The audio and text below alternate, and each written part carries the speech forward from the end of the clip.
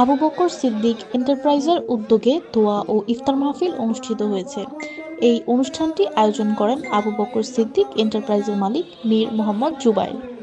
ঢাকা দক্ষিণ কেরানীগঞ্জ গোলাম বাজার খালপাড় এলাকায় নিজ দোকানে ৩৫০ জন রোজাদার ব্যক্তিদের মাঝে ইফতার আয়োজন করা হয়।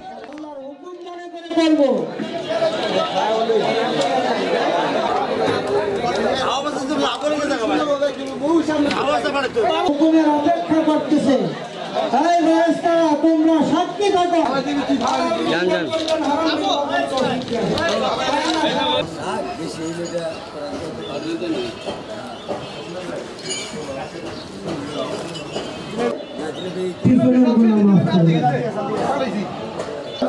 ঘোষণা করছেন এবং আল্লাহ তাআলা একটা পুরাণ